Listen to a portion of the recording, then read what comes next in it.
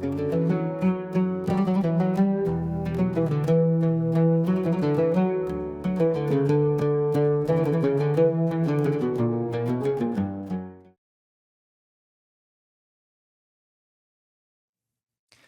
I'm Miko Peled, and I'm speaking to you from Palestine House of Freedom here on Capitol Hill in Washington, D.C.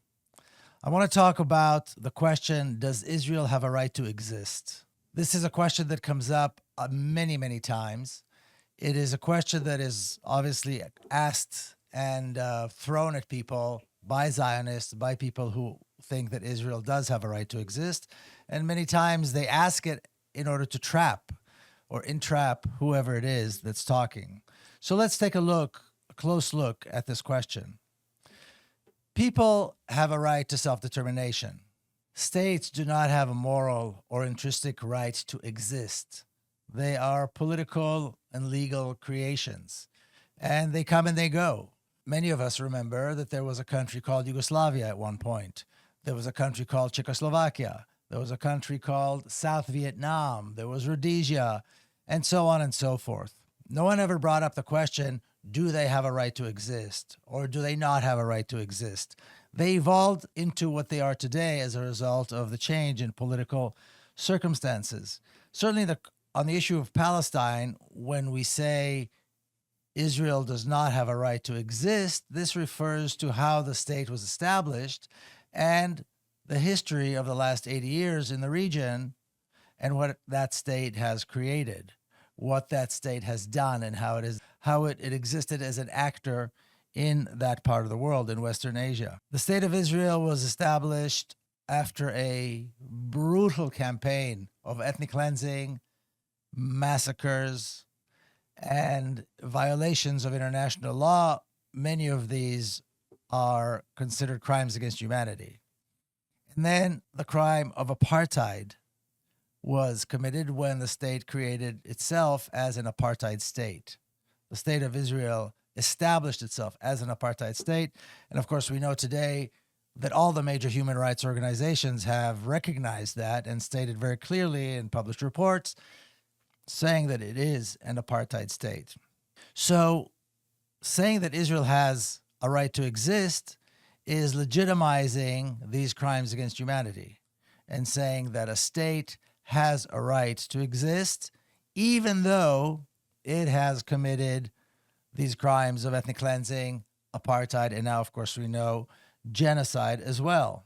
People who say Israel does have a right to exist refer to this notion that Jewish people are a nation like all nations, and therefore they have a right to self-determination.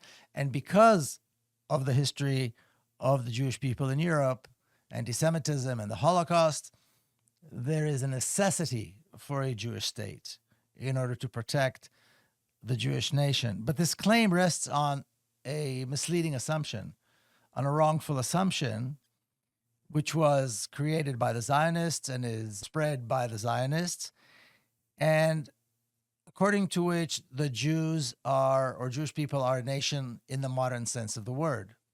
However, this is not true. Judaism defines what it means to be a Jewish person, and that is someone who's born to a Jewish mother or has converted to Judaism. Now, one of the most notable rabbis and Jewish scholars of the 10th century, his name was Saadia Gaon, or in Arabic he was called Sayyid bin Yusuf al-Fayoumi. He was born in Egypt, he lived in Palestine for a while, and then he lived in what is modern-day Baghdad, or modern-day Iraq, I should say. And the things he wrote and the things he said and his interpretations are still revered and studied to this day. And one of his very famous statements is that the people of Israel are a people unified by their religious laws. And this is something that has been said over and over again by many rabbis in the past and currently today. Probably the most notable of all today is Rabbi Yaakov Shapiro. I encourage people to look him up. He has a presence on social media, on YouTube, and so forth. And he is really an expert in the field. Now, the other thing that comes up quite often is the link between Jewish people and the Holy Land. And this yearning that Jewish people express when they worship to be in the Holy Land, to return to the Holy Land. But this is not a question of sovereignty, and it's not an ambition to subjugate another people. This is about worship. It's a religious thing. Just like being a Jewish person is a definition of someone's faith, the yearning for the Holy Land is as an act of faith. It's just an act of worship because, as Jewish people and many others believe, the Holy Land was decreed holy by the Almighty. So again, it's not a sovereignty issue. In fact, Jews are prohibited, according to Jewish law, from sovereignty in the Holy Land, which is something, of course, that many people don't realize. The Zionists are in violation of Jewish law. So once again, Jewish people are a nation unified by its faith, not language, not culture, not a land, and not any other characteristic of a modern nation. That is why Jews from Poland have nothing in common with Jews, say, in Yemen, other than the fact that they follow the same religious laws, the laws that define what it means to be a Jew. But they eat different food, they speak different languages, they look different, and so forth. Now, the fact is that Israel exists. It has been recognized by the international community. It has been recognized by the United Nations.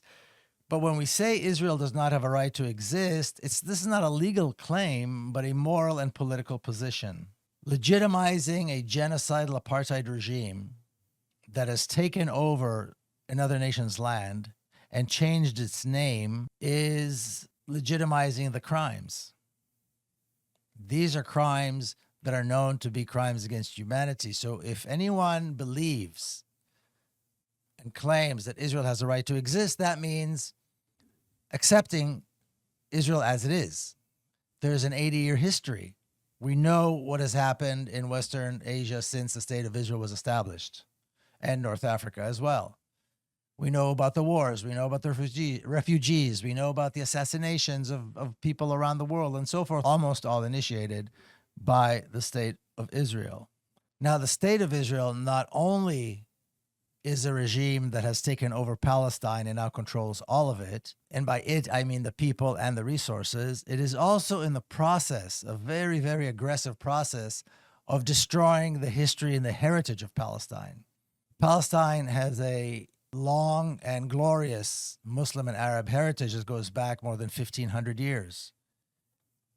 All of that is being destroyed, town by town, village by village, city by city. And two of the most notable examples are in the city of Hebron, El Khalil, where the Ibrahimi Mosque has just been taken over by settlers. And in Jerusalem, not only the city is going through a process of getting rid of the Palestinians and getting rid of the Muslim and Arab heritage of the city, but the Al-Aqsa compound, the Al-Aqsa Mosque, there's a strong, strong push to take over that, destroy it, and build something else in its place. And of course, we all know the Golden Dome in the Al-Aqsa compound, the Dome of the Rock, is maybe the most iconic symbol of Jerusalem. So it's a package deal. Recognizing Israel's right to exist means recognizing that all of that has a right to exist. So I would offer that perhaps the question needs to be reframed.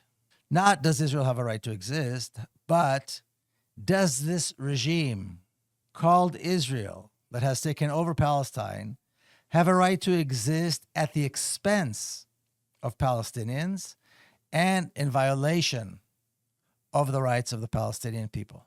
And that each and every person can only answer on their own. Thank you.